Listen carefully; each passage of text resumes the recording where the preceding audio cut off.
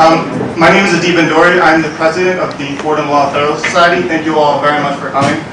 I'd like to thank the co-sponsors of today's event, Fordham Federalist Society, the Federalist Society International and National Security Law Practice Group, the Fordham Law American Constitution Society, Fordham Law ACLU, Stein Scholars, Leitner Center for International Law and Justice, and the Fordham Law Republicans. Special thanks to Professors Andrew Kent and Eric Jensen for conceiving this event and coordinating it. And also special thanks to last year's Federalist Society President Reuben Borchardt, who helped plan this event. I'd like to introduce Professor Jensen, who will moderate the discussion. Professor Jensen's scholarship explores the evolution of warfare and its impact on the law and on national security, structure, and policy, as well as processes and forms for adjudicating international humanitarian law crimes. Professor Jensen? Thank you. I'm not sure why I got the introduction, but anyway, I'll take it, I guess. We are very glad to have you guys here. This is, I think, again, as he said, Professor Kent and I thought this would be a great panel, and obviously by the fact that you're all here, it shows that there is great interest in this issue. And we have great panelists, so I think this is going to be worth your time, even if there wouldn't have been Chinese food. I know that some of you have a mandatory appointment at 5 o'clock tonight, and others of you may have to leave. So please don't feel awkward about getting up and going. Stay as long as you can, but when you need to go ahead and get up and go. We certainly won't be offended, unless you have to leave right now. Okay, so let me introduce the panelists to you. To my right, Professor Robert Turner holds both a JD and an SJD from the University of Virginia School of Law, where 30 years ago this month, he co-founded the Center for National Security Law. For those of you who know national security in the Academy, it is the Center for National Security Law. He's also held the Stockton Chair at the Naval War College and been a distinguished lecturer at the United States Military Academy. A veteran of 2 Army tours in Vietnam, Dr. Turner later spent 5 years as a National Security Advisor to a member of the Senate Foreign Relations Committee. He's also served in the Pentagon, the White House, as the Acting Assistant Secretary of State for Legislative Affairs. When Congress established the United States Institute for Peace, Professor Turner was the first president. He's a former 3-time ABA Standing Chairman on Law and National Security, and for many years editor of the ABA National Security Law Report. He's also co-chaired the Federalist Society's National Security Law Subcommittee since it was established more than a dozen years ago. He's the author of several books, lots of articles, tons of newspaper articles, etc. I have known Professor Turner for over a decade. He caught my attention when the first time I've heard him, and I've heard him ever since, and as well, he has caught my attention. He's a great speaker, and you will enjoy very much what he has to say. Now, let me introduce the other two as well. You already know, obviously, most of you already know Professor Lee and Professor Kent. Let me just hit a few highlights on them as well. Professor Lee has taught numerous subjects at Fordham, Columbia, University of Virginia. He's taught in the Netherlands. He's taught in Korea. He graduated summa cum laude from Harvard and then spent 4 years in the Navy as a cryptologist. He then went back to Harvard for his JD and followed that with clerkships for the Honorable Michael Bowden on the First Circuit and Justice Souter on the Supreme Court. He is currently back at Harvard again. You never think of your professors as students, but he is back at Harvard again, this time getting his PhD in government from Harvard. His list of publications is too huge for me to go into. The most interesting for this panel is he just recently wrote a piece in the Huffington Post exactly on the topic of this panel, which I would point you all towards to read. It's excellent.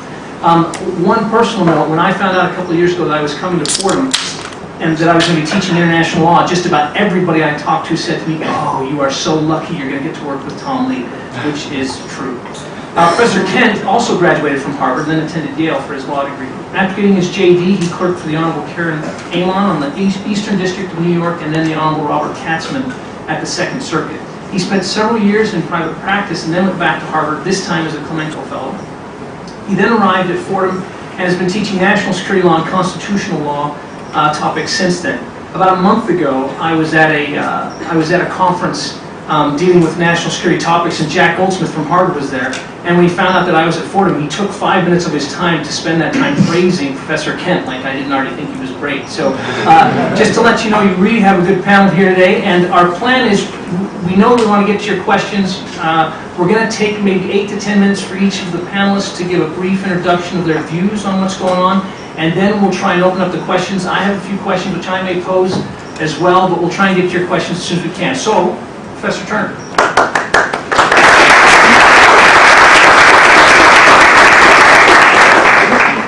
Thank you very much, Eric. It's great to see you again. He was a distinguished JAG officer for many years, and it's my pleasure to work with him on several occasions. We live here, our room's not close enough. Can you hear me okay? No. All right, good enough. I have a PowerPoint presentation, and it was going to sit right out there where the rice is. And as we started looking for extension cords and other things, I said, okay, I'll work from my slides, and anybody who wants them, email me, and I'll be happy to send them along. I was going to start off talking a little bit about executive power. I did my 1,700-page SJD dissertation on national security and the Constitution, and I spent hundreds of pages getting up to the Constitution and the early days of the thing. And it's absolutely clear that the overwhelming understanding of the Founding Fathers was that the grant of executive power to the President, in Article 2, Section 1, was the general control of the nation's foreign affairs. But they improved upon the writings of Locke and Montesquieu and Blackstone and others by including some checks, or negatives, vetoes, if you will. For example, Congress was given the power to declare war, which meant the President could not launch a major offensive, what we today call an aggressive war, without the approval of Congress. The Senate was given a veto. 1/3 plus one of the Senate was given a veto over treaties. They didn't want entangling alliances in an era where mostly we dealt with kings and princes who were non-democratic and often might drag us into their wars. And the Senate had a veto over diplomatic appointments and other appointments. But beyond that, much of the business in foreign affairs was considered a political issue vested exclusively in the President and uncontrollable by Congress, save for the fact that if the President needed an army, he had to get it from Congress. If the President needed a navy, if he needed money, if he needed weapons, all of that Congress could deny him. But what Congress could not do was tell him how to fight campaigns, even by using conditional appropriations. That was reaffirmed recently by John Paul Stevens in the Hamby case, where he cited Chief Justice Milligan case, Chase in the Milligan case. Anyway, the Founding Fathers understood the difference between declared wars, which is an all-out war, all the people of one country being at war with all the people of another country, and forced short of war. Indeed, during our country's history, we've had more than 200 instances in which our president has sent our military into harm's way without the approval of Congress. The first major example of this came in 1801 when Thomas Jefferson, the founder of my university, sent 2/3 of the new American Navy halfway around the known world with instructions to sink and burn ships, the ships belonging to the Bay of Tripoli, if upon arriving in the Med they found that Tripoli had declared war against the United States. And Jefferson finally he made the decision on March 15th, they left on June 1st, and he finally informed Congress on December 8th in his first inaugural address. And as far as I can tell, no one in Congress complained. It's a fascinating bit of history. Now, I would argue the power to declare war is an anachronism. Article 1, Section 8, Clause 11 says Congress shall have the power to declare war, grant letters of marque and reprisal, and make rules concerning captures on land and water. The reality is the kind of war associated with formal declarations has been illegal since Kellogg-Briand in 1928, arguably since the UN Charter, absolutely. If you go back and read the writings of Grotius and Patel and Gentili and the other great publicists who were read by the Founding Fathers, they say you don't declare war when you're acting defensively or when, as Grotius put it, you are seeking to punish the actual author of some crime. No country, letters of marque and reprisal in the same sentence were outlawed in 1856 by the Pact of Paris. The types of wars associated with declarations were outlawed certainly by the UN Charter, and I would argue that the power to declare war is an anachronism. That's not to say Congress doesn't still have tremendous influence over these decisions by its power of the purse, by its power over troops and so forth, and it's also not to say that a wise president should not consult with Congress and in most cases get Congress on board if there's a good likelihood of a substantial use of American military force. No country has issued a formal declaration of war since the UN Charter went into force in 1945. I've written 2 books on the War Powers Resolution, one of them in 1983, the other in 91. I've written an awful lot of articles about it, and we could spend the next 2 hours talking about that. I'm not going to do it just because of time. I'm happy to entertain questions on it. But I would note that in July of 2008, the Bipartisan National War Powers Commission unanimously concluded the War Powers Resolution is unconstitutional and should be repealed. I've been arguing that since 1973, so I was pleased to see it. Briefly, let's look at the UN Charter obligation. I don't think there's any issue but that the operation in Libya is legal, so it's authorized by the Security Council. I think this is a fascinating departure from the past. Never before has the Security Council authorized military intervention for humanitarian intervention. And I think that's a wonderful thing to do. I've been a big fan of humanitarian intervention for a long time. If we go back to the UN Charter debates, one other point on war powers, because it's interesting. The unanimous report of the Senate Foreign Relations Committee on the UN Charter in 1945 said preventative or enforcement action by U.S. forces on the order of the Security Council would not be an act of war. Consequently, the provisions of the Charter do not affect the exclusive power of the Congress to declare war. It went on to say that the committee feels that a reservation or congressional action would violate the spirit of the Constitution, under which the President has well-established powers and obligations to use our armed forces without specific approval of Congress. The House Foreign Affairs Committee, in their report, also unanimous, the basic decision of the Senate in advising and consenting to the ratification of the Charter resulted in the undertaking by this country of various obligations, which will actually be carried out by and under the authority of the President. Among such obligations is that of supplying armed forces to the Security Council. The ratification of the Charter resulted in the vesting in the executive branch of the power and obligation to fulfill the commitments assumed by the United States thereunder. That was the unanimous view of the House Foreign Affairs Committee when the UN Participation Act was enacted in 1945. During the UN Participation Act debates in the Senate, Senator Burton Wheeler put forth an amendment. It said the President shall have no authority to make available to the Security Council any armed forces pursuant to Article 42, unless the Congress has by appropriate act or joint resolution authorized the President to make such forces available in a specific case. The Wheeler Amendment was defeated by a margin of greater than 7-1. 9 yeas, 65 nays. Even isolationist Bob Taft of Ohio said, we have already made this commitment, this amendment would be contrary to that commitment. Now, just quickly on international law, Senator Arthur Vandenberg, one of our delegates to the San Francisco conference, said we would not have signed the UN Charter had it not recognized the pre-existing right of self-defense, or if it had provided that a Security Council veto could stop effective action against threats to the peace. The UN Charter did not in any way limit the pre-existing right of self-defense.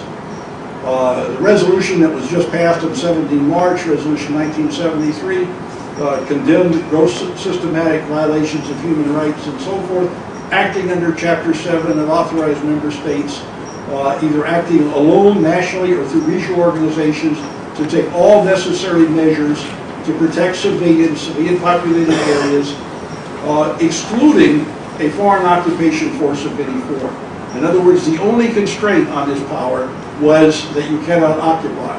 There were no constraints on targeting leadership, no constraints actually in fact, during the debates, a number of the delegations talked about Gaddafi's days are over, and so forth. Now, obviously, any use of force is controlled by the Charter, by a variety of treaties, by customary international law, norms of discus and bello, and so forth. So I'm not saying there are no rules, but there are no prohibitions, for example, against intentionally targeting Gaddafi, if those involved conclude that the only way to stop the killing of civilians, the only choices are killing this one head war criminal or having to kill thousands of his soldiers. Let's see. Just a quick point on humanitarian intervention, I'll stop. I can go on for a while, but we'll have time later. A fundamental principle of international law historically has been how one country treats its nationals is in nobody else's interest. Indeed, Article 2.7 of the UN Charter specifically prohibits interference in the internal affairs of another state. except for Chapter 7 actions, which this is. If international law says that when Adolf Hitler starts killing 6 million Jews, when Saddam Hussein starts slaughtering his people, when Pol Pot starts slaughtering 1.7 million Cambodians, the law says you have to stay out of it and leave it up to the local people, then international law is part of the problem, not part of the solution, and is not worthy of our support. You need a high bar. You don't want Saddam Hussein to say, hey, the Kuwaitis are abusing some of their Filipino and Palestinian maids, so we're going to invade and take over the country. But you have to have some provision in an extreme case when you've got mass murder going on. And I'll leave you with one thought. A good friend of mine, R.J. Rudy Rummel, University of Hawaii, has written 2 books, one called Death by Government, one called Power Kills. He's been nominated repeatedly by the Swedish government for the Nobel Peace Prize. His scholarship, his conclusion is that during the 20th century, nearly 4 times more people were killed by what he calls democide, and that is killed by their own government. Stalin's purges, Mao's land reform, and so forth, than were killed in all of the wars in the 20th century. This problem of oppressive governments is a serious one. We need to deal with it. International law needs to deal with it. I think what we're doing in Libya may or may not be good policy. If we bring to power the Muslim Brotherhood or Al-Qaeda types, we're going to regret it. But if we have a chance of promoting democracy and human freedom, it could be a wonderful opportunity, and under both constitutional and international law, it is lawful.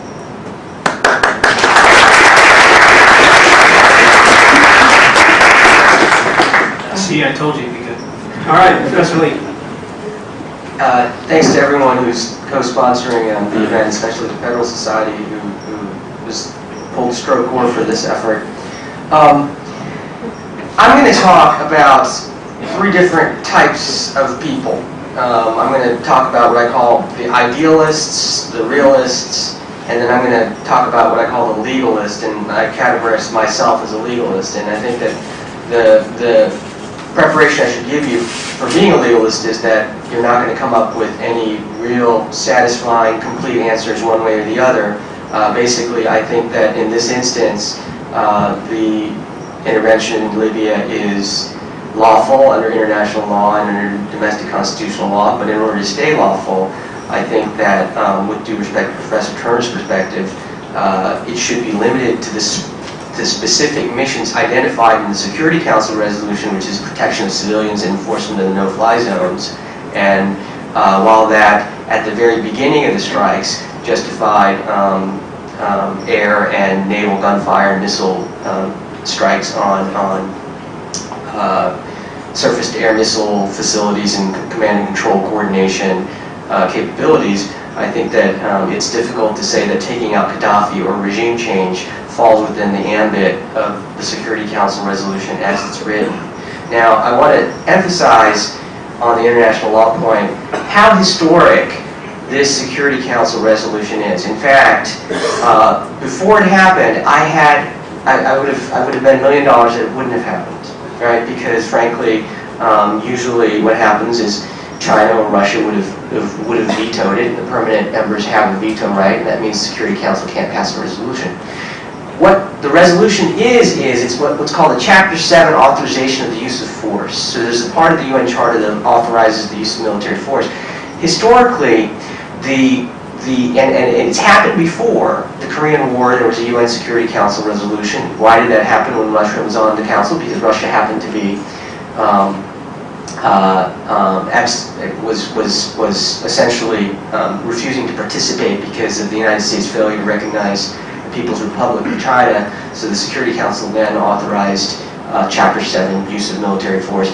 There was also a Chapter 7 resolution by the Security Council in the first Iraq War, but in both instances, the operative provision was the crime of aggression. It was invasion, so to speak. So this is the first time we see a Security Council resolution where the motive is purely protection of civilians against their own domestic ruler. So it's really a truly historic Security Council resolution, and I just wanted to point that out.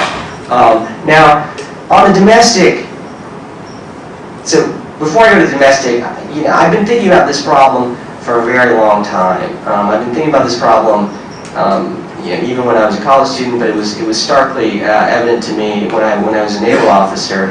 I spent most of my time in a different theater, but I did spend some time in Somalia, where we were involved in the humanitarian intervention for a certain period of time. I don't know if you've seen the movie Black Hawk Down, but it ended pretty disastrously, and I wasn't there at that period. So I've been thinking about this problem, and what I kind of concluded was that bad things happen all over the place, and it's really difficult to figure out which ones to get involved in.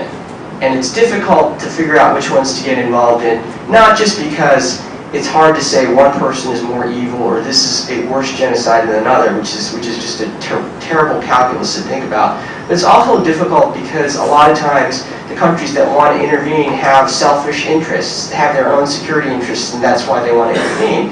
And so people have criticized the interventions in Kosovo. Of course, Europe wanted to intervene there. I've been in debates with Professor Elstein of the University of Chicago, where she argued for intervention in Iraq on humanitarian grounds because of what Saddam Hussein was doing to his people. So, I mean, the way, after much soul searching, I decided, well, you know what, you can't possibly come to a good way to make a decision about which cases to pick to intervene in.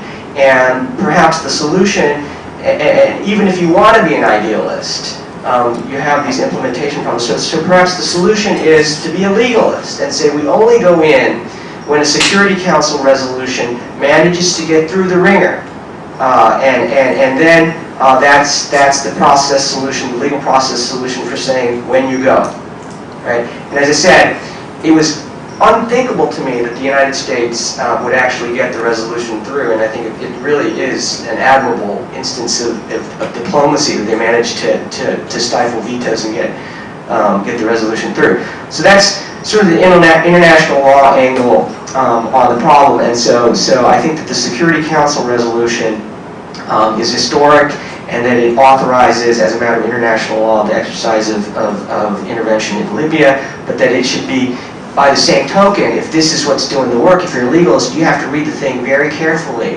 and you have to apply the principle, not just strict construction of a legal text and adherence to its original intent, but the principle of military necessity. And since the only missions articulated here are protections of civilians and no-fly zones, no matter how unsatisfactory the ultimate result, that's what the United States should be limited in doing as a matter of international law. Domestic constitutional law point. I'm going to leave it to Professor Kent to address most of this, which I think he will be doing. But my response to Professor Turner on here is I actually admire him for being consistent, because he has a very robust view of what's called the unilateral executive thesis, that is that the president can exercise military force without consent of Congress, and he's got a very robust vision of it. What a lot of people who share that opinion do, however, is they pick and choose their cases, and if it's a Republican president, they trumpet the thesis. If it's a Democratic president seeking to intervene in Kosovo or whatever, they don't. And Professor Turner, to his credit, is a unilateralist through and through, and makes that point with respect to Libya.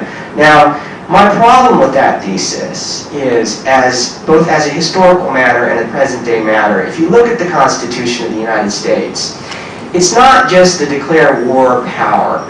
There's a whole list of what I would call sort of military-ish powers that are granted to Congress, and I'll read a few of them. Declare war, grant letters of marque and reprisal, and make rules concerning captures on land and water. What does it mean to make rules concerning captures on land and water? Well, captures was a technical term of art and prize law at the time. It didn't mean how to treat POWs. It meant governing sort of limited commando-type operations where you capture limited, like a ship or a particular fortress or something like that. To raise and support armies, but no appropriation of monies, and so forth, to make rules, to provide and maintain a navy, to make rules for the government and regulation of land and naval forces. And you got to think about what America was when this document was written and ratified in 1788, 1789. It was a demilitarized, weak power. It didn't have a navy, and in fact, if you read the original statutes and the newspapers from the time, you get a sense of how excited Congress and the American people were that they were going to build these frigates, which were world class, and really were sort of the nuclear weapons of the day. And these were marvels of construction and warcraft. And you have to think, well, what do you get out of this? Well, it's clear that the United States, as a militarily weak power, was very hesitant about entangling itself in offensive military operations that could offend the great powers. But at the same time, it wanted the president to have robust defensive powers in case they were attacked. Right? So the basic upshot of this, I'm not going to go too much into detail because I'm running out of time. I think Professor Kent actually goes further than I think Congress has much more of a role. So I would say that basically the president can act without specific authorization of Congress in situations where it's the defense of U.S. persons, installations, instrumentalities, and this was a logic that was borne out in the Civil War with the actions of President Lincoln in declaring the blockade, and when there's a legal basis. Now, in this instance, we're not talking about U.S. protection of U.S. civilians or U.S. property or U.S. installations. We're talking about protection of foreign civilians. But I'm prepared to say that this concept of a defensive inherent power, coupled with the existence of the UN Treaty and the UN Security Council, is roomy enough to be extended to a situation where you're exercising a military mission to protect civilians. And once again, you realize the importance, if that's your domestic legal hook justification, once again you realize the importance of sticking within the strict bounds of what the authorization implied, and I don't think that includes regime change or even supporting the rebels, giving them close air or naval gunfire support when they're advancing against Gaddafi, as opposed to giving them close air support when they're being attacked. Thank you very much.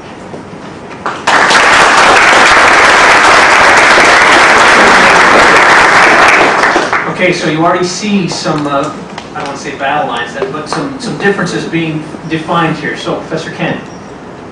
Thank you. I believe President Obama violated the United States Constitution by ordering and continuing the United States military to participate in the attacks on Libya without first getting the consent of Congress. I'm making a claim about legality, not about policy. I have some qualms and questions about the policy, but on balance I support it. But I do think it's unconstitutional what he's done. President Obama should have received authorization from Congress in advance. As David Reith put it, writing in the New Republic recently, Obama seems more intent on imposing democracy abroad by military force than by honoring the democratic judgment of Congress at home. I think that's wrong and illegal. So my argument is this. The original understanding of the Constitution was that Congress has a comprehensive authority over whether, when, and how the United States would initiate hostilities with a foreign country. I agree. If we had war thrust upon us, Congress did not have to pre-authorize that. But, as I said, the original understanding that Congress had a comprehensive authority over whether, when, or how we would initiate hostilities with a foreign country. This understanding was accepted by presidents, Congresses, basically by everybody, for at least the first 150 years of United States history. There's really not a lot of dispute about this. Things started changing in the mid-20th century. Presidents got more aggressive. Truman in Korea is a primary example of this, and I'll talk a little bit later on about that in some more detail. But I don't think that these few examples of presidential aggressiveness should change the original understanding and consistently held views of over a century and a half of United States history. Some might say that this Libya conflict is not a war, it's rather a humanitarian intervention, an international police-keeping operation, or something that's too de minimis to count as quote-unquote war under the Constitution. I agree that there is sort of a de minimis threshold under which the president has a unilateral authority to use force, but I think the Libya conflict has gone far, far beyond that. When the mission was launched, I'm quoting the New York Times from a week ago, when the mission was launched, it was largely seen as having a limited humanitarian agenda to keep Colonel Gaddafi from attacking his own people, but the White House, the Pentagon, and the European allies have given it a most expansive possible interpretation, amounting to all-out assault on Libya's military. According to Bloomberg News, in the first 10 days of the operation, we spent about $550 million attacking Libya, several hundred cruise missile strikes, several hundred bombing and missile strikes by American aircraft were well beyond some kind of de minimis threshold. Some might say that Congress's role in authorizing war can be supplanted by a treaty authorized by the Senate, that the UN Charter is such a treaty, and that therefore when the President is acting as he is here under Security Council authorization, then this cures the lack of authorization from Congress. As I'll explain in a little bit more detail, I agree that under certain circumstances, a treaty can supply or supplant the need for congressional authorization, but that's not what is happening here. The Libya intervention is not required or dictated in any manner by the UN Charter Treaty that the Senate approved. Just because the UN Security Council, an organ created by a treaty, exists does not mean that anything that the UN Security Council does is required by the treaty and therefore was approved by the Senate and properly supplants Congress's role here. The UN Security Council is operating in this instance, as it has in some others, in a way that's not expressly contemplated by the UN Charter and is not specifically approved by the US Senate.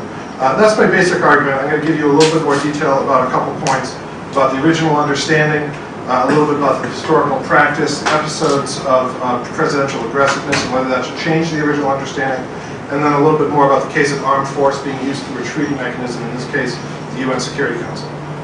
There's a lot to be said about the original understanding of the Constitution, and I need to keep it within about 2 minutes, so I'm going to try to be brief, but Tom is right, Professor Lee is right. The text of the Constitution gives Congress the power to quote-unquote declare war, but it gives Congress a host of other powers. Specifically, the text allows Congress to authorize a variety of coercive measures that are short of actual full-scale war. For example, embargoes can be authorized by the power to regulate foreign commerce. Foreign nationals of a state we're having a conflict with can be expelled or detained pursuant to Congress's implied powers over immigration.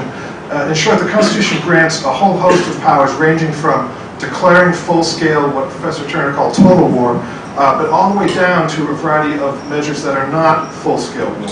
And those are all under the control of Congress. The most rigorous modern scholarship has also focused on the text of the declared war clause itself and what that term means. There's an argument that Professor Turner has articulated that quote-unquote declare war is a term of art, meaning essentially sort of formally announce in words that you are beginning a war, an offensive or aggressive war, as he said. Some terrific recent scholarship by Sai Prakash at the University of Virginia, Michael Ramsey at San Diego Law School. Both these are conservative, card-carrying FedSoc members, by the way. This is not some liberal nonsense. Have shown that the word declare and declaring war was a much broader concept at the time of the founding than issuing a piece of paper announcing the beginning of hostilities. It applied to, it meant that starting a conflict by words or by action. So when Congress was vested with the power to declare war, that meant that Congress could decide whether we should initiate a war. Again, the President has the power to respond if we're attacked, but Congress has the power to initiate. I'm going to skip over some other things about the founding I'd like to say, but just turn to this. We can talk about the text of the Constitution, but another important source of constitutional meaning is, of course, the original understanding of the framers and ratifiers. And before I talk about this, I have to confess for a moment that I'm a real nerd about this. I've been in the habit for about 10 years now of keeping a file collecting statements by members of the founding generation about Congress and President and powers over war. To date, I have about 120 of these statements by members of the founding generation. Not a single one of them thought that the President could initiate war with a foreign country. Not one. Not the most aggressive exponents of presidential power like Alexander Hamilton or to some extent George Washington, not the most dovish supporters of congressional control. Not a single person believed that Congress had anything other than the comprehensive authority to choose whether to initiate conflicts in the first instance. Again, if we're attacked, that's a different story. But the initiation power is with Congress. Let me give you just one example. President Washington, who knew something about what the Constitution meant. He chaired the Philadelphia Convention. He spent an enormous amount of time as president interpreting the broad phrases of the Constitution and debating what it meant. In 1793, he was contacted by South Carolina, their governor. They'd been attacked by various Indian tribes, which was a serious threat at the time. Indian tribes had actually issued formal declarations of war against the United States. But this is what the President Washington, an exponent of broad presidential power, told South Carolina. He said, well, the Constitution vests the power of declaring war with Congress. Therefore, no offensive expedition of importance can be undertaken until after they, Congress, shall have deliberated upon this subject and authorize such a measure. So this is confirmed by judicial precedent, no less an authority than Chief Justice Marshall decided in 1801 that, quote, the whole power of war is by the Constitution of the United States vested in Congress. Not some, the whole power of war. William Patterson, a justice of the Supreme Court, leading member of the Philadelphia Convention, decided the case in 1806. He asks, does he, the president, possess the power of making war? No, that power is exclusively vested in Congress. It is the exclusive province of Congress to change a state of peace into a state of war. This was not controversial. There was not debate about it. No one believed that the president had the power to initiate hostilities. I'd like to talk about the UN Charter, but I think I'm going to save that for a little bit later because I don't want to go over my allotted time here, and I think maybe it would be fun to get it into debate format. But let me just close with this. When the text is clear, when the original understanding is clear, we have to come up with, I think, pretty good reasons to depart from those understandings. One of those reasons might be that our values have changed a lot. We don't follow the original understanding about, for example, slavery or the treatment of African Americans because our values are so different from those of the late 18th century about that. I don't believe that that's the case with the values or the constitutional principles that led the founding generation to unanimously believe that Congress should have the authority to initiate warfare. What were those values? They were that the people who pay the money and bear the fighting burden should have their representatives in Congress be the ones to decide whether we should go to war. That still to me rings true today. Other constitutional values were that when more people are involved in making a decision, the decision is better. We will have fewer, better wars, more justified wars, if Congress, a multi-member body, has to deliberate rather than a single president. And another important value is that it was supremely important to have a separation between who gets to decide whether we have a war and who gets to lead war and accrue all the glory and patronage and power that comes from being a commander-in-chief in war. So that presidents should not have an incentive to accrue to their office and to themselves personally so much power, patronage, glory, and political capital. It was thought that we need to separate out the decision over initiation from decisions about how war should be conducted. That value also, I think, holds true today. I have a lot more to say about the UN Charter, but maybe we can get into that as part of the debate. Thank you.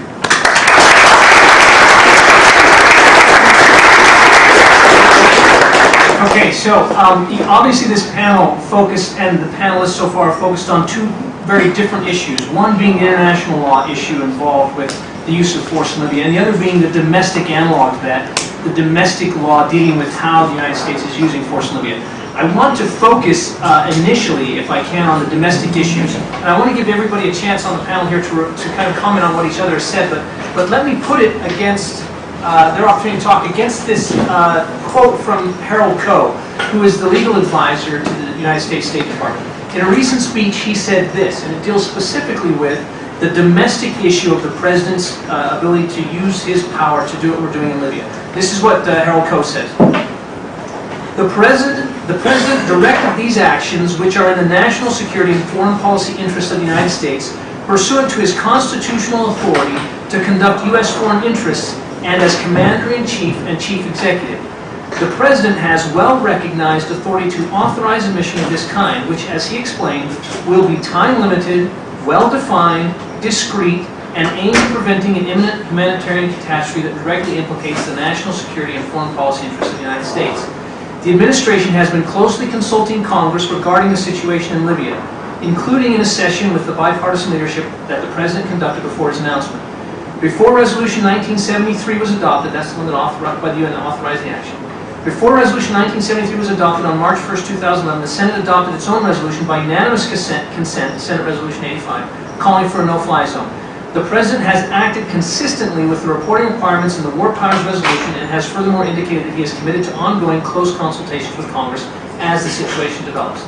Now, Harold Coe was talking on as an official member of the government. That was the official statement, or that's meant to be the official statement of the government, in this case on the President's domestic authority to issue or to do what he's done in Libya. So with that backdrop and prior comments, let me just give the panelists a chance to respond to that and to each other, and then we'll take your questions. Professor Turner. I have to say I'm amused by watching Harold Coe sound like Bob Turner. Harold and I have been friends and adversaries for 20 some odd years. In October of 1990, I wrote what became the lead story in the Washington Post outlet section called "Killing Saddam Wouldn't Be a Crime." And I argued that he was a perfectly lawful target. If he didn't stop his aggression, there was nothing in international law that protected him like a hospital worker or, you know, and that if the choice was killing tens of thousands of Iraqi soldiers who did not have the option of running off to Canada, it was much better to kill fewer rather than more, and it was much better to kill the guilty rather than the innocent. And Harold and I went on Crossfire, a CNN program that most of you are probably too young to remember, and he said, no, this would be assassination, it's illegal, and so forth. And then we started using Predator drones, and Harold started, quote, he actually hasn't footnoted any of my stuff, but he's making exactly the same arguments that I was making 20 some odd years ago. Anyway, I like Harold, he's very bright and very able. I heard a lot that I agree with that the people saying it didn't think I would agree with. I was impressed by both presentations.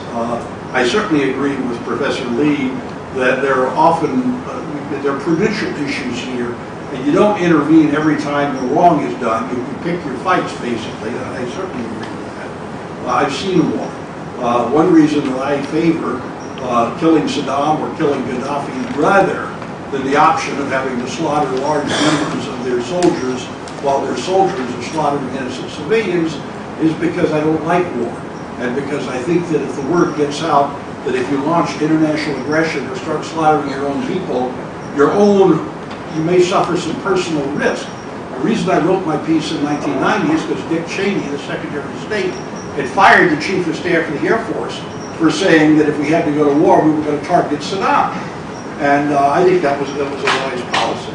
I'm not a unilateralist. The term is unitary executive. And it's the theory that the Constitution gives all executive power to the President.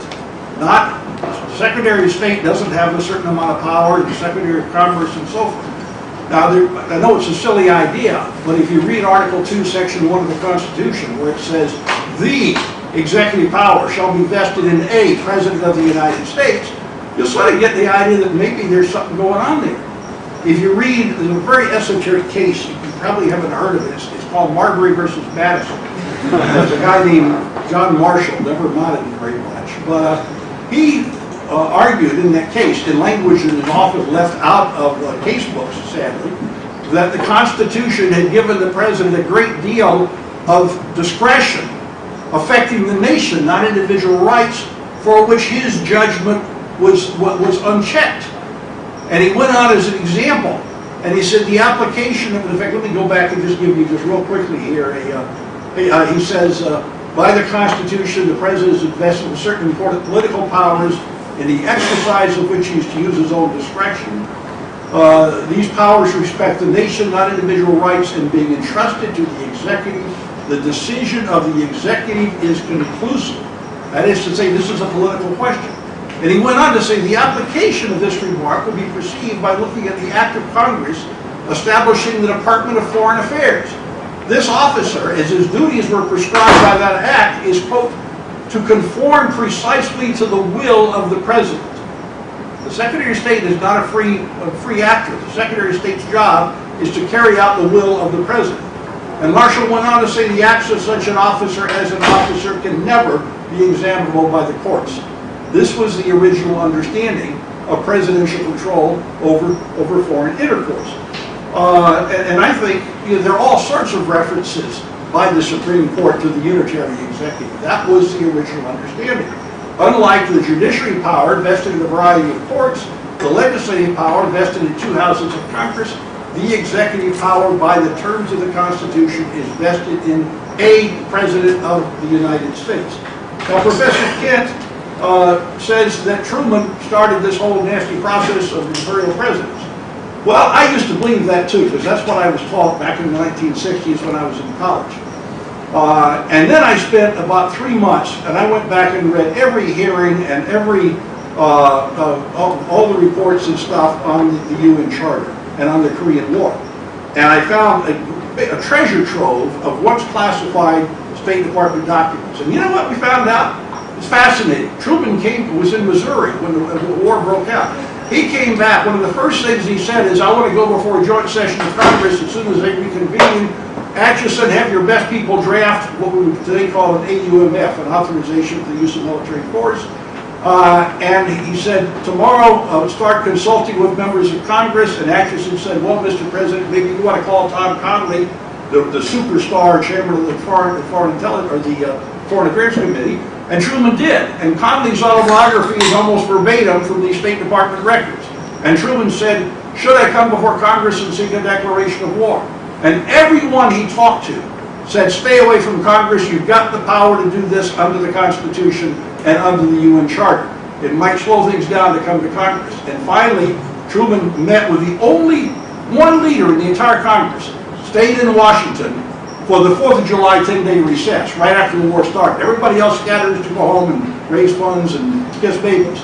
That was Scott Lucas, the majority leader. And the president met with him. And Lucas said, well, this resolution is fine, it could easily pass, but everybody I talked to said you should stay away from Congress. And so Truman says, well, I guess if you guys don't think I should do it, I won't push it. Truman was not an imperial president. In fact, one of his comments was, I just don't want to seem to be trying to get around Congress or doing something extra constitutional. Now, what's the theory that says the president has the power under the UN Charter? It's fairly simple.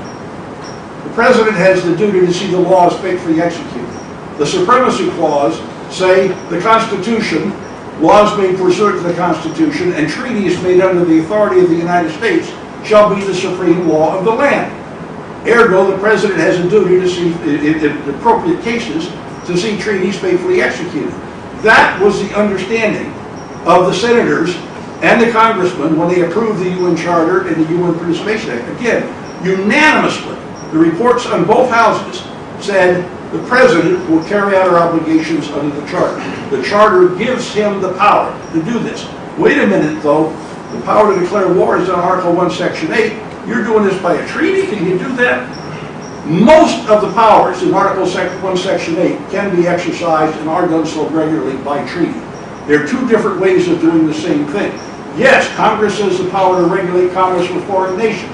We have all sorts of treaties and international agreements on trade. Congress has the power to postal roads. We have international postal conventions, trademarks, copyright, so forth.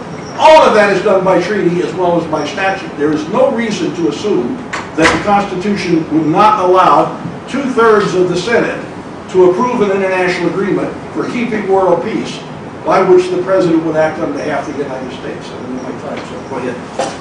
Thank you. All right. Professor Lee? Yeah, actually, I think it makes sense for Professor Kent All right. to go first. Go ahead. I absolutely agree with what Professor Turner just said, that You stop there if you want. that many powers that Congress has to legislate about can also be, treaties can also validly be made by the Senate and the President that touch those same issues. And foreign commerce is a great example.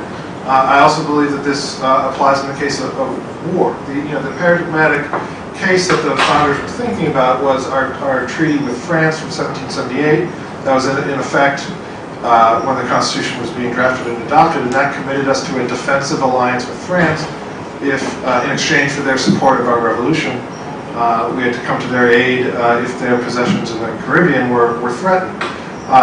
This treaty was understood to be, certainly approved by the language in the Constitution, the way it talks about treaties, and that model for a defensive alliance treaty was not unanimously thought to be constitutional. Some people thought that wasn't all right, but I think the better reading is that a treaty of that type is valid, that Congress's power to initiate war can instead be exercised by a treaty that is ratified by 2/3 of the Senate.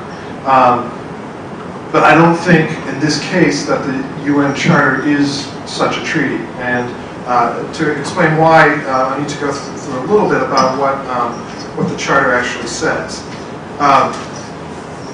So as you know, a Security Council with 5 permanent members and rotating non-permanent members was created by the UN Charter. The Security Council, in Article 41 of the treaty, it says this: the Security Council may decide what measures not involving the use of armed forces shall be employed to secure international peace and security. Things like embargoes or cutting off communications with the country. Then, in case that does not suffice to solve the threat to international peace and security, the treaty continues. The next article, Article 42, says, should the Security Council consider that the measures, the non-violent, non-military measures, have proved to be inadequate, the Security Council, may take such action by armed forces as it seems necessary to maintain and restore international peace and security. So how will the Security Council, act under the Charter? The next article tells us, Article 43. It says that all members of the United Nations, in order to contribute to the maintenance of international peace and security, undertake to make available to the Security Council, in accordance with special agreements, certain military forces. So these so-called Article 43 agreements, which would be negotiated individually by each nation with the UN, with the Security Council, and would provide on-call troops to be used by the Security Council.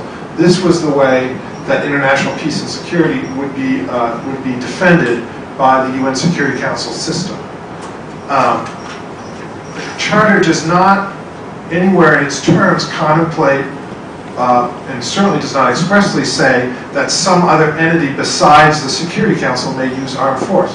It does not say, certainly not expressly, that, for example, the United States, France, and the UK can get together and go to the Security Council and ask to use force, which will then be used on behalf of the Security Council.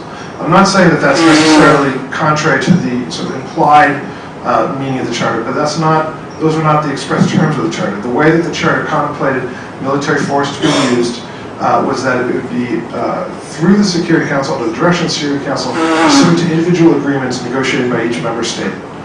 The United States never entered into any of those agreements. It never entered into a so-called Article 43 agreement. And so what's happened is that the Security Council has devised another way of maintaining international peace and security through military force. It has instead authorized sort of coalitions of the willing to use force under their direction, their own direction and control. Again, I'm not saying that this is necessarily illegal under the UN Charter, but it's not expressly by its terms in there, and I don't necessarily think it's even contemplated by the UN Charter. I think it's an innovation that arose because of Cold War politics that did not allow these Article 43 agreements to work.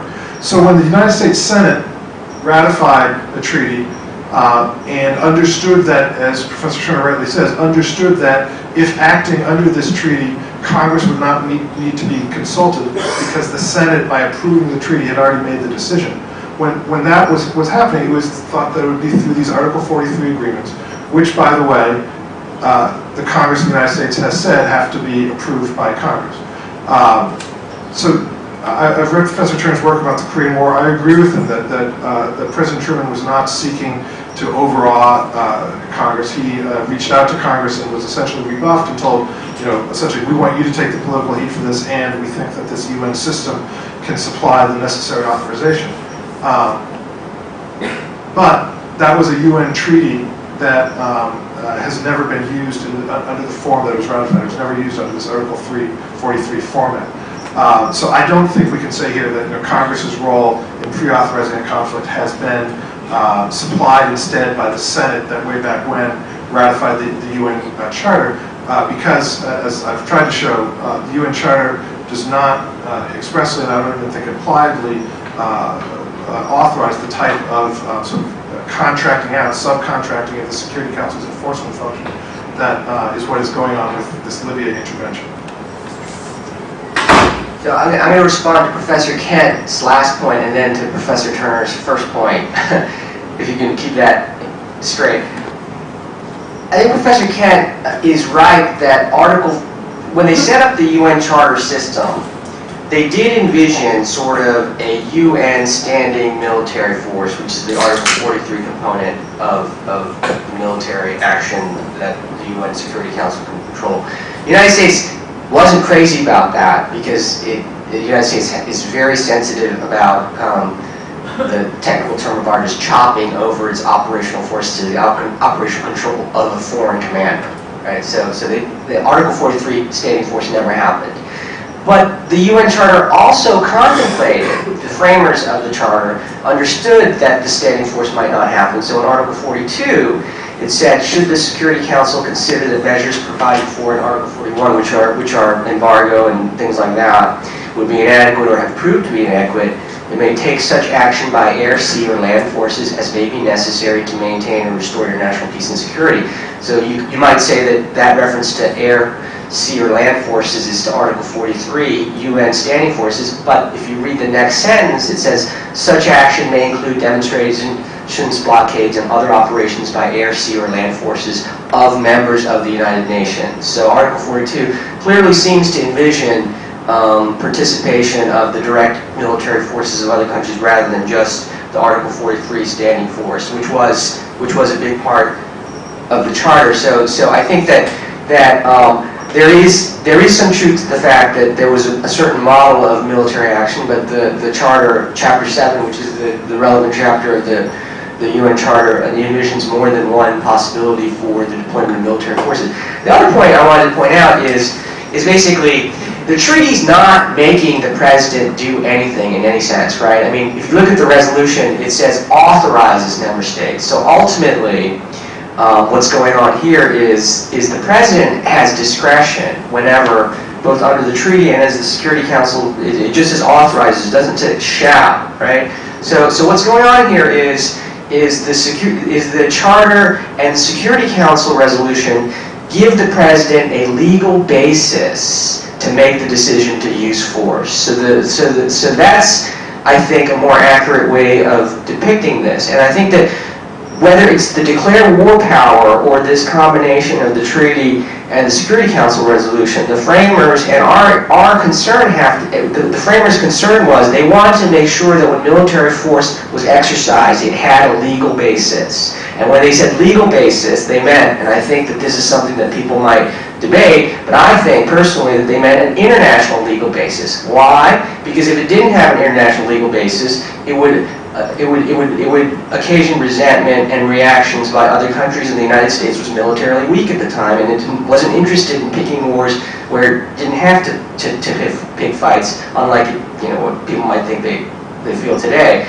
So in any event, that's a comment about the legal basis. I'm going to add one more thing about that. I've written an article with Mike Ramsey, who's a friend of mine, but who also Professor Kent mentioned about his work on the declared war power, and Professor Turner is correct. It's the unitary executive thesis, not the unilateral. I'm confusing the international and the domestic law here.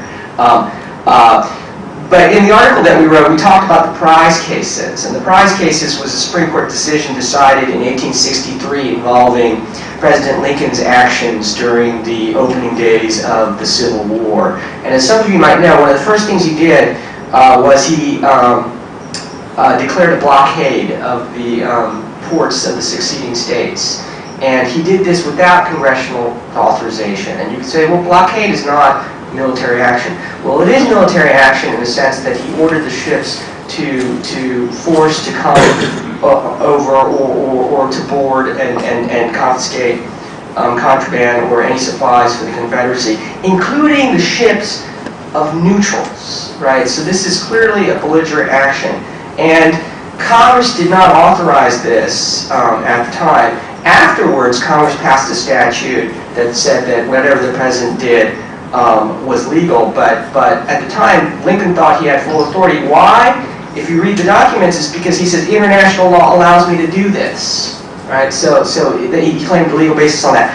Now, I've got 1 minute left, and I just wanted to answer Professor Turner's point about crossfire and the point about assassination, taking out Gaddafi or Saddam and so forth. When I was in the military, I had to sign acknowledgement of reading an executive order which forbid me, before I conducted certain operations, from assassinating anybody. To my understanding, that executive order no longer applies or has been rescinded. No one knows. I used to be the guy in the White House who oversaw that executive order. Right. Yeah, exactly. Yeah, from December of '81 until '84, I was the counsel of something called the President's Intelligence Oversight Board. The President had days earlier signed Executive Order 12333. It did prohibit assassination. It did not say what assassination is. That's right. The short answer to that is almost every definition you find uses the word murder. It's murder by treachery, murder by lying in wait, murder of a political figure. When you're acting in self-defense, it's not murder. And thus, if a president went into someone's home and started shooting people, the kids in one room, the wife, and then, the wife or the mother picks up her deer rifle, plugs him between the eyes, she has not just assassinated the president. Even though we think a president's being killed by assassins, it's possible to kill a president in self-defense if he or she is misbehaving. And in the same way, in a wartime, when you've got an aggressor, like Saddam Hussein, when you've got someone who the UN Security Council has declared is a threat to the peace because of the slaughter of the innocent people, killing that person to stop that slaughter is a defensive act, defense of others, not murder, and therefore it's not assassination. That was the interpretation that I took of it then, and it was the interpretation that Hayes Parks, one of the great authorities on Jus in Bello, has also embraced. So I think that's a false issue. Well, let me just continue a little bit about that, because I think reasonable minds could differ about that, and so perhaps your legal construction is correct. Perhaps Professor Koh's legal construction is correct. He's on my side now. You didn't hear. Right. So I actually am not on that side. I think he should have stuck to his guns, and I find the predator drones problematic. I mean, I think that the basic idea is that in some instances, when we're fighting really bad people, we have to engage in some sort of behavior, whether it's torture or assassination. And that's not just a matter of policy, that's legally permitted. I contest that notion, and let me give you sort of the classic example I use. So the ticking time bomb hypothetical, right? So people say, well, and there's a time bomb in Times Square. This terrorist whom you've captured has the information about where it was and where it is, and the only way you can get it from this person is to torture the person, right? And so I'm not going to take the philosopher's defense and say that's just an unfair question. I'll actually answer the question, because if I'm the military officer interrogating the person, and the only choice I have before me is to take out my sidearm and blow out his kneecap, and that's how he's going to give me the information, I'll do that, and then my next action will be to turn over my sidearm to the NPs and say, I've just broken the law, and the law does not permit me to do this. I've done it. You take the sidearm, turn me in, and then you hope for a presidential pardon. But you keep the rule of law, and I think the same principle applies to whatever construction there is about assassination. Now, I totally agree with you on everything you said about the torture. But assassination is the same. It's the same kind of idea. It's like, why? And we live in a world where these kind of clandestine black operations happen, but they shouldn't be legal. They should be unlawful. And so I don't see why we should sacrifice to our values and say that we should call these things legal. I mean, sometimes these actions need to be taken, but that's not to say that they have to be called lawful. Okay, so questions. I've got a whole list if you guys haven't got any. You want me to stand? Please, sir. You'll have to speak loud. That's okay. Yeah, okay, sounds like not a problem. Professor Kent might have cited him, but he didn't. But I would like to make a poor effort here to speak for Helvidius, so he's more than just a silhouette on a poster. As far as really liked him. Excuse me? No, I'm sorry, Madison really liked him. Yes. Yeah. I won't spend time on the original intent. I've read both of Professor Turner's books. I've studied this a lot myself. I would just say Professor Kent is right. Professor Turner is completely wrong as far as the original intent of the constitutional structure.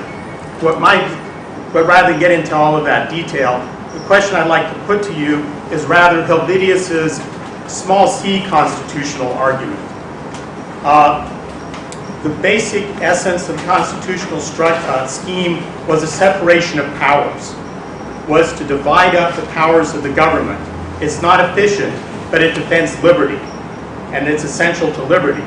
So to say that the president has a unitary and exclusive independent power to commence and engage in a war seems to me to violate the essence of separation of powers and is therefore a dangerous doctrine to liberty. And the fact that this is demonstrated by Professor Turner's own statements when he says that to declare war clause of the Constitution is now an anachronism. I don't believe in changing the Constitution by calling it an anachronism. We stand by the original intent until the Constitution is amended. So I was wondering if you could address Helvidius's small c constitutional point that the whole concept of a unitary, independent war-making power on the part of the president violates the separation of powers and is therefore a threat to our liberty. Okay, so let's start actually with you, Professor Turner, and then we'll let you go after that. Go ahead. Yeah, there's so much to touch on here. Helvidius, Madison, a big issue arose in the first session of the first Congress in 1789. Madison introduced a bill to create the Department of Foreign Affairs, later called the Department of State. Issue arose, okay, the Constitution says the President appoints the Secretary of Foreign Affairs subject to the confirmation or a negative by the Senate. But who can remove? And a big debate arose, and some people said, well, it's life tenure, there's no provision for removal. Others said, well, I don't know, the Senate is joined with the appointment. Obviously, the President he wants to remove has to go to the Senate. And Madison argued, no, the executive power is granted to the President, subject to certain exceptions. One of those exceptions being that to appoint an executive officer, he has to get the approval of the Senate. But as exceptions to the general grant of executive power, and this position was taken by virtually everybody, the exception should be construed narrow. And therefore, Madison argued, the Senate is joined only in appointment and has nothing to do with removal, save for impeachment, a different power, and thus the President can remove the Secretary. That view prevailed in the House, in the Senate, and has continued. Professor Turner, can I just make a point that, that when Madison was making this argument, he was in Congress. This was not when he was the president. This was when he was in Congress. And the point I'm making is that also Jefferson wrote a very famous memo in April of 1790. Washington asked him, where are all of the powers involving diplomacy that aren't mentioned in the Constitution? And in fact, I've got the quote right here. Jefferson said, the Constitution has declared the executive power shall be vested in the President, submitting special articles of it to a negative by the Senate. The transaction of business with foreign nations is executive altogether. It belongs then to the head of that department, except as to such portions of it as are specially submitted to the Senate. Exceptions are to be construed strictly. His chief rival, Alexander Hamilton, wrote 3 years later in his first Pacificus essay, the general doctrine of our Constitution is that the executive power of the nation is vested in the President, subject only to the exceptions and qualifications expressed in the instrument. And he goes on to say it deserves to be remarked that as the participation of the Senate in the making of treaties and the power of the legislature to declare war are exceptions out of the general executive power vested in the President. They are to be construed strictly and not to be extended no further than is essential to their execution. Now let's talk about Pacificus Helvidius. What was going on here is that Madison and Jefferson were pro-French. They didn't like the Brits very much. France and Great Britain were in a war. The question was, what position were we going to take? George Washington had issued the Neutrality Proclamation. Jefferson wrote Madison and said, take up your pen and take on this Helvidius, or this Pacificus stuff from this guy Hamilton we don't even like, and make the argument. Madison later said it was the hardest thing he had ever done. Why? Because he was forum shopping. They thought in the Congress they would get, they would prevail Hamilton clearly had Washington's ear. Classic foreign shopping. Why? Because both Jefferson and Madison had taken the view that the executive power clause gave the president the general control of this. Jefferson's memo, 3 days later, Washington wrote in his diary, had some conversations with Mr. Madison about the propriety of consulting the Senate about where we were going to send diplomats and what grade they ought to be called, should they be ambassador, minister. His opinion agrees with that of Mr. Jay. Nobody told Chief Justice John Jay he wasn't supposed to give advisory opinions. And Mr. Jefferson, to wit, they have no power to interfere. Save their power of approbation or disapprobation of the person nominated, all the rest being executive and belonging to the president. Belonging to the president, why? Pursuant to Article 2, Section 1, the grant of the executive power. And that view was embraced by the Supreme Court time and again, perhaps most famously in the Curtis Wright case, 1936, when the Supreme Court noted that not only has been shown as a federal power over external affairs in origin and character different from that over internal affairs, but participation in the exercise of the power is significantly limited. In this vast external realm of its important, complicated, delicate, and manifold problems, the president alone has the power to speak or listen as a representative of the nation. He makes treaties with the advice and consent of the Senate, but he alone negotiates. Quote, into the field of negotiation, the Senate cannot intrude, and Congress itself is powerless to invade it. Now, my point is, yes, we had a very elaborate and brilliant separation of powers system, but there was an exception in one area, and that was foreign intercourse. And the reason for that was because the Founding Fathers, being incredibly well-read men, had read Locke and Montesquieu and Blackstone and others, all of whom argued you cannot, by antecedent standing positive law, to use Locke's comment, anticipate all the things that might happen on a battlefield or in negotiations. The death of a prince, the loss of a battle may change a good situation into a bad one, and those who preside must be left in position to deal with it. Another reason was the need for secrecy. As early as 1776, when the French agreed to a covert operation to help America, the Committee of Secret Correspondence in the Continental Congress signed unanimously, all 5 members signed a memo. And the memo said we can't share this information with anybody else in Congress. Why? What's his name? The great Pennsylvania, Franklin. Ben Franklin said, we find by fatal experience that Congress consists of too many members to keep secrets. And if you look at the laws they passed authorizing money for foreign affairs, the laws said the president shall account specifically for said expenditures as in his judgment may be made public and for the amount of other expenditures. Why? Tell us how much you spent from the Secret Service account so we can replenish the kitty and you'll have more money to hire spies and so forth.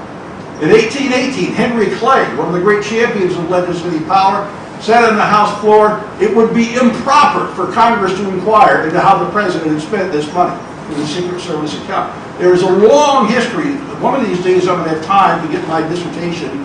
I've got 2 publishers who want to do it as a trilogy. And it goes through this stuff, just page after page, looking at these debates. And it is absolutely clear. In foreign affairs, the normal rules of checks and balances did not apply. Why? Because it was tremendously important keeping the country free. And by bringing Congress into this, read Federalist 64.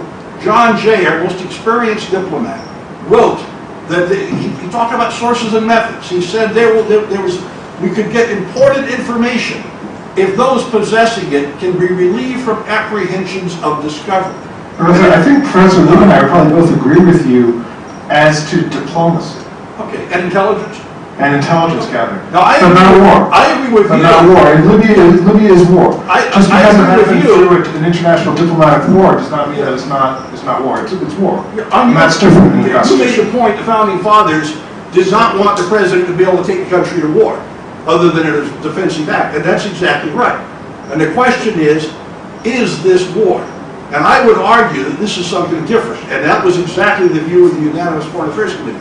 This is an international agreement to work collectively through an international organization to try to deal with threats to the peace. One of the great ironies about all this argument about preemption is horrible is the UN Charter is preemption. Article 1, Section 1 of the UN Charter makes a commitment to take effective collective action for the removal of threats to the peace. This is not a mutual security treaty that if you're attacked, I'll help you and vice versa. This says we are setting up this organization with a Security Council empowered to watch the world. And if they see a threat to the peace, they can then act before there's a major war. And what's going on here is action through this, authorized by treaty, not for the purpose of some unchecked, ambitious president wanting to make himself famous, but rather trying to stop a horrendous humanitarian disaster. Although what's going on in Libya was dwarfed by what was going on under Saddam Hussein in Iraq. I mean, the figures are tenfold higher in Iraq. And I didn't know somebody else had argued that, but I also argued that Operation Iraqi Freedom, I mentioned WMD almost not at all, and I focused especially upon the humanitarian crisis. All right, so Professor Ken, so both of my colleagues up here sort of wanted to get the benefit of international law, the imprimatur of the Security Council to give legality to this operation. My question is, do you accept international law and the Security Council as binding in this circumstance, Professor Turner? So what I'm thinking about is, it's been reported that the CIA is in Libya. Which, by the way, I think is lawful under the Constitution and U.S. statutes. But my question is, if the CIA gets involved, as has been suggested they might, with arming the rebels, even though the Security Council resolution said that there's an arms embargo over the whole of Libya, is the United States bound to comply and not violate the terms of the resolution, or is international authorization only a boost for our power, but not a restriction on it also? That's a question. Yeah. I think it's a hard question, and it's one that governments are tussling with. It seemed clearly the purpose of the arms embargo was to keep Gaddafi from slaughtering people. And the question has been raised by governments saying, well, does this mean people can't assist the rebels? Generally, the Security Council resolution only has one limit on the force it authorizes. It's authorized force to protect the people. There's a lot of things you can do to protect the people, I think including regime change and taking out Gaddafi. The one exception is no military, no occupational forces. But I don't know the answer to it. The thing that blows my mind on this is when you read the debates before they pass the resolution, there's an awful lot of talk there about promoting democracy and achieving the aspirations of the people, and that has nothing to do with a security threat. It really is it's a bizarre. I think it could be a good thing if we get a free government, but it really is a bizarre turn of events, so unlike anything we thought the Security Council would be doing, because generally you don't interfere in a country to try to promote democracy was the understanding. Yeah, I mean, my reaction to that, and I thought about it, is, I actually looked at the arms embargo provisions of the Security Council resolution, so it's not clear to me. My first reaction is, okay, well, is it absolutely clear that the Security Council resolution forbids arming rebels in situations where they're being attacked by Gaddafi forces? So it would be part of protection. And let's say it does. So there's that possibility for. Let's say it does. And then to answer Professor Kent's question, if the CIA, if the arms embargo provision does seem to preclude any arming of rebels, and the CIA is doing it, that the United States is in violation of international law. Does that mean that as a policy matter that I don't think the CIA should be doing it? If the CIA does it, they have to pony up and say, if you're, and the CIA clandestine operatives have to know, if you get caught, you're not going to have any legal cover. You're not protected. You're doing this, and you're advancing the policy interest of the United States. But we're going to disavow you and hang you out to dry, right? I mean, that's sort of the way it always used to work, right? And now what's changed with the John Yoo and everything is that the type of operations that need to be conducted, or people think need to be conducted, the lawyers are saying, well, you can have legal pre-authorization for it. And I think that's wrong. That sort of mentality is screwed up, right? I mean, it seems to me that's a big problem. I mean, I just want to return a bit to the discussion of the unilateral executive thesis. I mean, this is the unitary executive thesis. I mean, this is something that has been rehashed in Federalist Society events forever. You know, it just happened, and it's incredibly interesting. This panel is about Libya, and I think that to sort of give you a bird's eye view of where the three of us stand, I think that calling, you know, there is something called war, perhaps. There's a categorical distinction that Professor Turner identifies, and this is not war as that word is used as a term of art. I mean, it's an exercise of military force in a very assertive, aggressive fashion, right? So let's say it's more of a spectrum.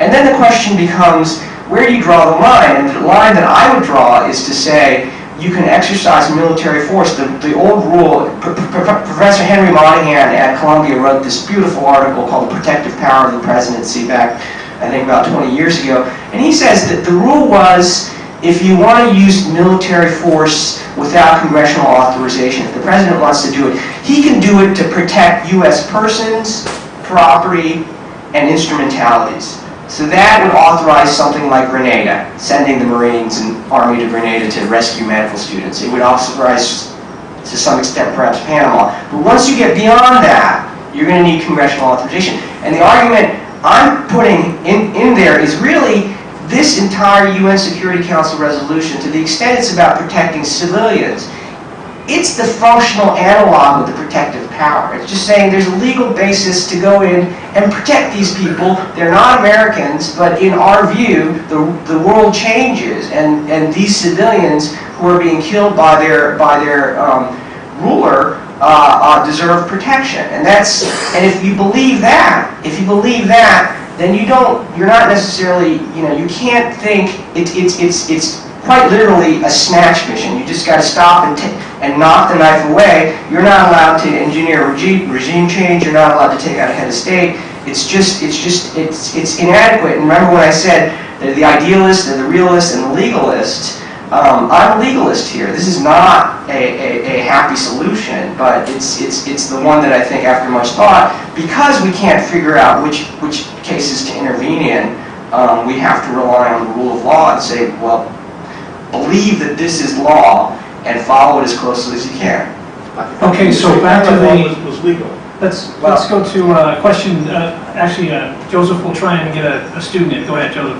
Yeah, Professor Turner seems encouraged by the new humanitarianism, and Professor Kent's upset by the unconstitutionality. And I wonder if we could make Andrew happy again and re-discourage Professor Turner by considering whether the whole Libya war intervention action is really just a one-off thing. My question for the panel is, do any of you think that this isn't a sort of singular occurrence precisely because you're this particularly friendless dictator, particularly aged, particularly isolated, particularly despised, all in the context of this miraculous Arab Spring?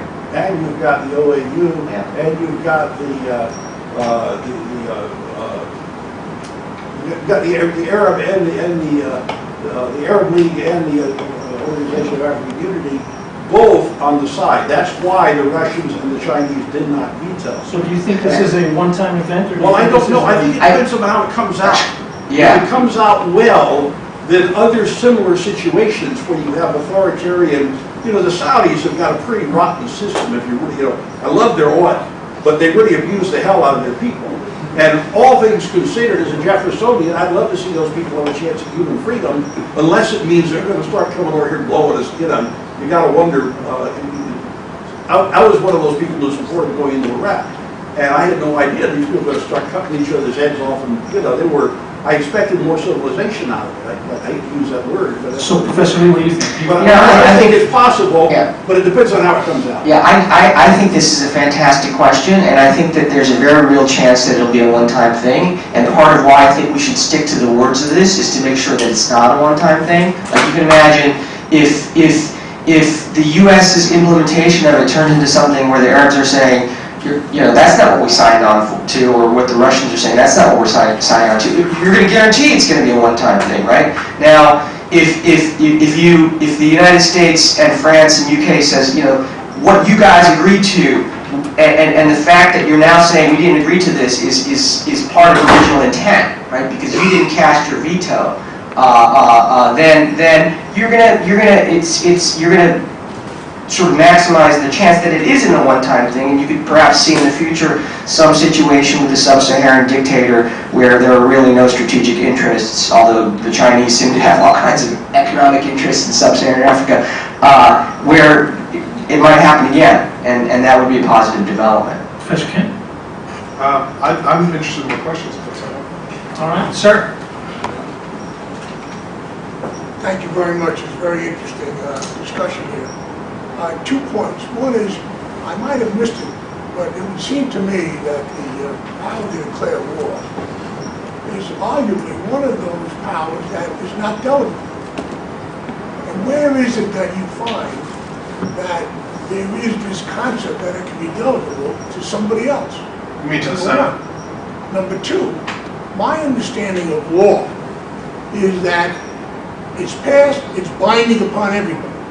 You're bound to follow it. And if you follow it, you're acting legally, and if you don't follow it, you're in violation of the law. A UN resolution, how do we say that's law? It's not binding upon everybody. It is. In fact, the UN Charter says that all states must comply with it. They authorize people to take action.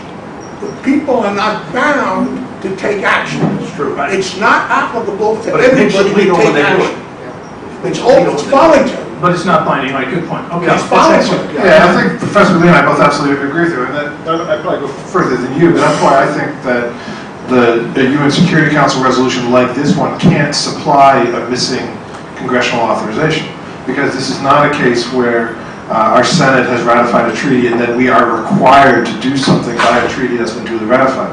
This is simply sort of the term of it is that you are authorized if you want to. I mean, essentially coalitions of the willing can do something under this resolution if they want, but it's in no sense a treaty obligation or requirement. So I absolutely agree with you. Yes, sir, Dan. What are our obligations to NATO here, and how, if at all, does that affect your guys' legal analysis? We basically don't have any, in the sense that our obligations to NATO are in Article 5. If a NATO member is attacked, we have an obligation to defend them. This is NATO acting outside its normal mandate for a humanitarian purpose because all the members agree they want to do it. But it's not something that's required by the NATO Charter. But an important point, we talk about what does war mean. That's not the question. The power given Congress. In the original draft, Congress had the power to make war. On August 17th, 1787, James Madison, with the support of Eldridge Gerry, moved to change make war to declare war, a much narrower power. And when we talk about the power of Congress, it's not the broad power to make war, but rather the narrowly construed power to declare war. And I don't think any serious international lawyer would say that what's going on in Libya requires anyone to declare war. Indeed, the point I made about it being an anachronism is the kind of war, the kind of use of force that required a formal declaration is illegal. The Charter hasn't changed the Constitution. If we decided to launch a massive invasion of Canada or some other country, that would violate the Charter, and the Congress would still have its veto. So I'm not saying it's changed any more than the Pact of Paris changed the power of granting letters of marque and reprisal. Right, Professor It just Kent, made it illegal. on the NATO issue? I think the NATO issue is very interesting. I've been thinking about this myself. I mean, the NATO treaty contemplates military action if there's an attack on a member state in either Europe or North America. If there's an attack on the United States or Canada or one of the European members. That's the only instance in which the NATO Charter contemplates military action. This is just completely, wholly outside of the bounds of the NATO treaty that our Senate ratified and the Congress approved. So I was curious whether either of the panelists think that even though this is wholly sort of extra treaty, that NATO's signing off on this somehow supplies legal authorization that could take the place of missing congressional authorization here. I don't think so. I mean, I don't think that NATO signing off of it as a legal matter should make a difference. I don't see. Yeah. I mean, I guess, and this was the point that I was trying to make earlier. I mean, the Security Council resolution doesn't, as Mr. Tolan's re-emphasized, I mean, just authorizes the president to do something, right? And as I see it, my understanding of the Constitution, this is why the prize cases is relevant, if international law allows the president to exercise certain types of armed force, he may do so without congressional approval. And I'm just saying the species of armed force that he may exercise is protective in nature. And it could, protective of U.S. stuff. And I'm just theorizing that it seems to me consistent to say it could also be protective of civilians in this particular context.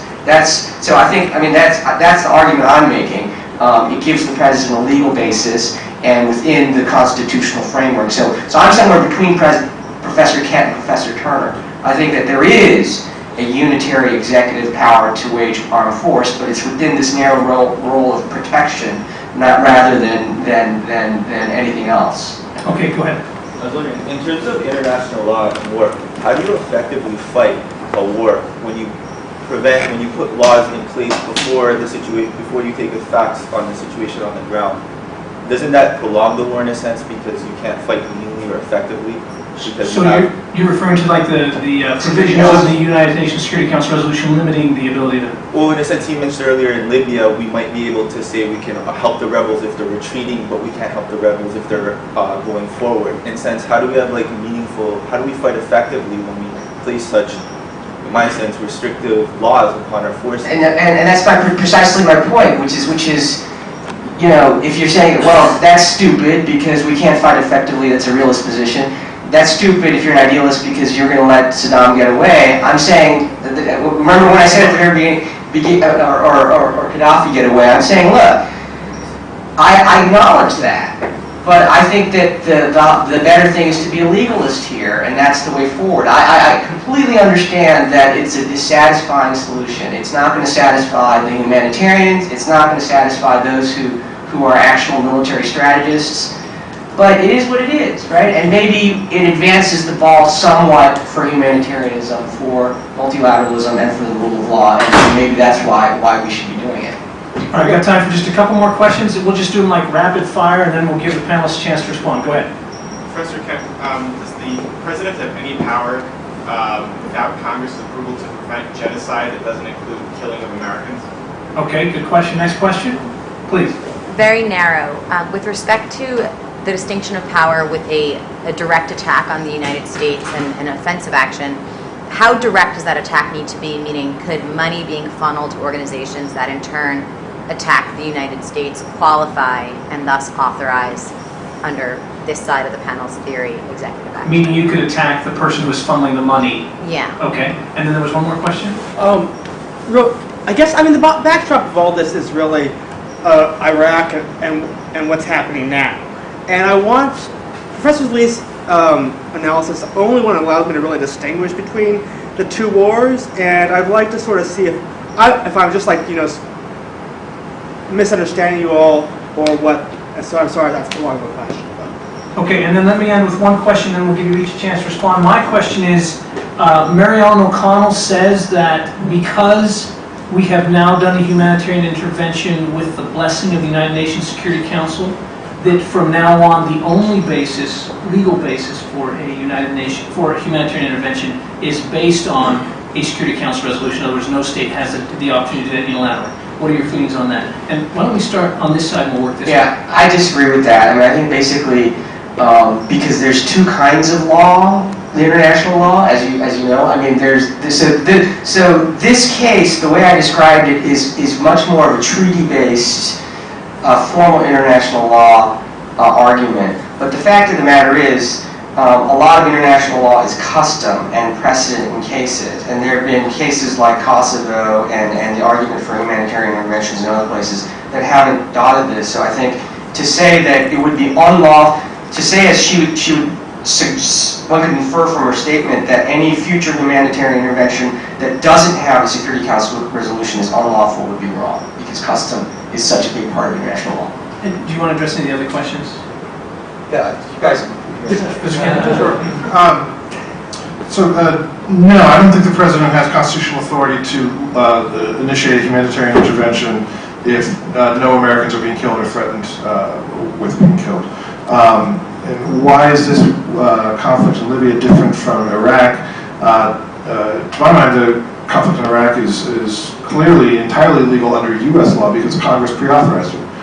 President Bush said he didn't need Congress's authorization, but they disagreed and wrote a statute that said you are authorized to use force. So fully complying with U.S. law. The question about its legality under international laws is a much harder question. On whether humanitarian intervention is ever lawful as an international law matter without Security Council authorization,